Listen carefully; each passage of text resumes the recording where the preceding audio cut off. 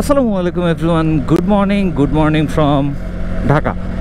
So গতকালকে, আজকে 2 December, গতকালকে 1 ডিসেম্বর ছিল। অ্যান্ড গতকালকে আমাদের মোস্ট ওয়েটেড একটা ইভেন্ট হয়েছে, যেটাতে 250cc সুজুকির জিক্সার 250cc লঞ্চ হয়ে গেছে।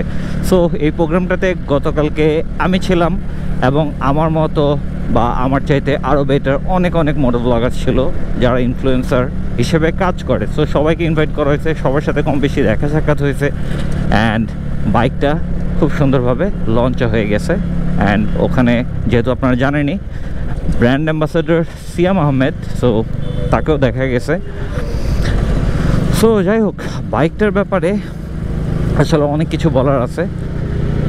লাইক ফিচার্স, আমি ভালো মন্দ খুব একটা তেমন বলবো না। আমার কিছু ফিচার্স ভাল লাগছে, জাস্ট যেগুলো মনে হয়েছে এটা 250cc ইউনিক করে দিছে, ওগুলোই জাস্ট আমি মেনশন করব। সো এই আর কি ব্যাপারটা। আজকে রোডটা মোটামুটি ফাঁকাই দেখতেছি, এমনটা তো ফাঁকা থাকে না। যাই হোক, ফার্স্ট অফ অল যেই কথাটা বলবো সেটা হলো যে 250cc মধ্যে এখনো পর্যন্ত বাংলাদেশে এমন কোনো বাইক নাই যেটা এটা চেয়ে ফাস্টেস্ট। হ্যাঁ, যে সুজুকি জিএসএক্সআর, তারপর ইয়ামাহা R15 V3, এগুলা হলে যে সামহাও মড করে বা হলে যে সামহাও এগুলোর স্পিড ডিফারেন্ট সিনারিও। বাট আপনি যদি নর্মালি 250cc কথা চিন্তা করেন, this is the most powerful bike in this segment. এটার যেই ইঞ্জিনটা 1200 ml এর ইঞ্জিন অয়েল মানে ইঞ্জিন অয়েল দিতে হয় 1200 ml এর, কিন্তু এটাও সেম এফআই সিস্টেমের একটা bike, which is very good. তাহলে মাইলেজ নিয়ে কোনো ইস্যু থাকবে না। আর আরেকটা যে কথা সেটা হলো যে এটাতে ওয়েল কুলিং সিস্টেম ব্যবহার করা হয়েছে। সো যার কারণে গাড়ি ঠান্ডা হইতে মোটামুটি ওভারহিটেড হবে না খুব আর্লি, এই আর কি ব্যাপার। বাট আমার কাছে সবচাইতে ইন্টারেস্টিং যে ব্যাপারটা লাগছে, এটাতে 250cc-তে 26 bhp পাওয়ার প্রডিউস করে এটা। আর টর্ক দেওয়া হয়েছে মেবি 24 পয়েন্ট সামথিং, এরকম একটা নিউটন মিটার টর্ক দেওয়া হয়েছে, which is pretty good. But হ্যাঁ, যদি হলে যে এই জায়গায় কাওয়াসাকি ZX 250 থাকতো, সেক্ষেত্রে কোনো কথাই থাকতো না, বিকজ ওইটার হর্স পাওয়ার মেবি মোর দেন 40। সো এইটা গেল, যেটা আছে সেটা নিয়ে আসলে কথা বলি। সো এটার হর্স পাওয়ারটা খুবই আমার ভালো লাগছে, মনে হয়েছে যে একটা অ্যাগ্রেশন আছে, একটা পাওয়ার ডেফিনেটলি আছে এটার মধ্যে। অ্যান্ড এটাতে আবার একটা ইউনিক ফিচার ইউজ করা হয়েছে কুলিং সিস্টেমের, যেটা হলো যে সুজুকি ওয়েল কুলিং সিস্টেম। এটা সুজুকির দ্বারাই প্রডিউসড একটা well cooling system. So I don't know how it works actually, but maybe it's গনা B pretty good. যেহেতু ডিফারেন্ট একটা স্টাইল বা ডিফারেন্ট একটা ইয়ে রাখছেই, তাহলে ভালো হবে আশা করি। যাই হোক, এটা নিয়ে আসলে কথা না বলি, কজ আমি এটা নিয়ে খুব একটা আইডিয়া নাই আমার। আর আরেকটা জিনিস যেটা খুবই ভালো লাগছে সেটা হলো যে এটা টায়ার সাইজ, লাইক আমাদেরটা 100-140, অ্যান্ড আমি মডিফাই করে যদিও সামনে 110 লাগাইছি অ্যান্ড পিছিয়ে 150 লাগাইছি, বাট ওইটা already 110 and 150, and most probably ওইটা সিএটের টায়ার ইউজ করা হয়েছে, which is quite good.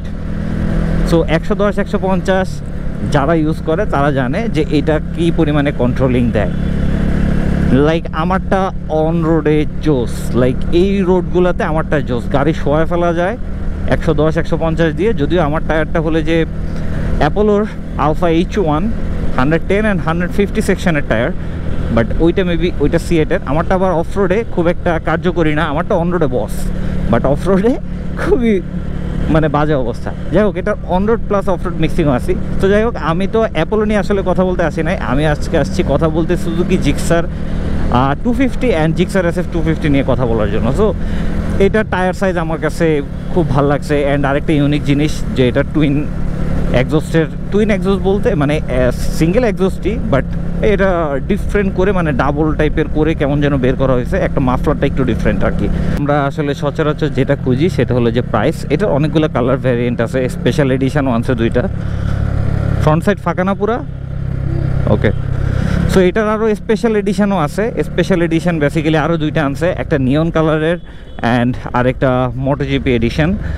So okay,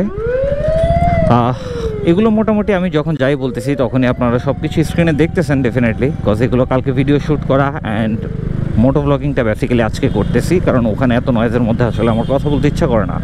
তো যাই হোক, দেন আসি প্রাইসের ব্যাপারে।